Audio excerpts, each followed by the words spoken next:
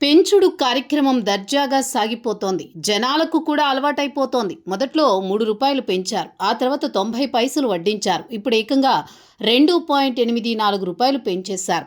ఇలా పెంచుకుంటూ పోవడం వల్ల సామాన్య జనం బతికే పరిస్థితి లేకుండా పోతోంది. ధరల స్థాయి నిరంతరం పెరుగుతున్న నేపథ్యంలో మార్కెట్లో ప్రతి వస్తువు ధర కూడా ఆకాశంలో విహరిస్తోంది.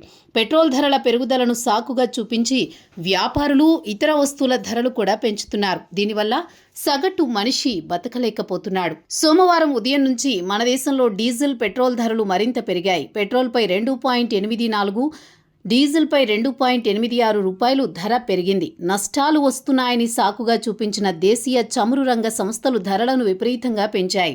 ఈ ధరలు సోమవారం ఉదయం నుంచి అమలులోకి వచ్చాయి. ఇప్పటికే 3 విడతలుగా డీజిల్, పెట్రోల్ ధరలు చమురు రంగ సంస్థలు పెంచేశాయి. ఇప్పుడు పెరిగిన ధర ప్రకారం ఢిల్లీలో లీటర్ పెట్రోల్ ధర 102.12, లీటర్ డీజిల్ ధర 95.20కి విక్రయిస్తున్నారు. ముంబైలో లీటర్ పెట్రోల్ 111.12, డీజిల్ 107.77, విజయవాడలో 117.19, డీజిల్ 104.88, గుంటూరులో పెట్రోల్ 117.59, డీజిల్ 105.28, హైదరాబాద్లో పెట్రోల్ 115.58, డీజిల్ 103.74 ధరలో లభ్యమవుతూ ఉంటోంది.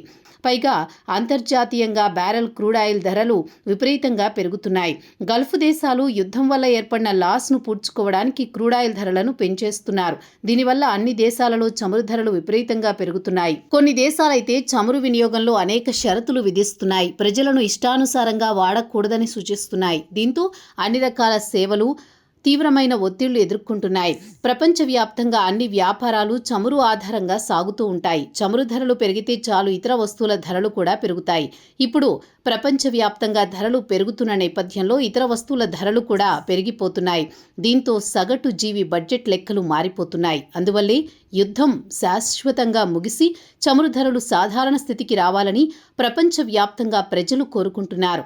అయితే శాంతి చర్చల నేపథ్యంలో అటు ఇరాన్, ఇటు అమెరికా పట్టు విడుపులకు పోతున్న నేపథ్యంలో పరిస్థితి ఎప్పుడు మునుపటికి వస్తుందో అర్థం కావడం లేదు.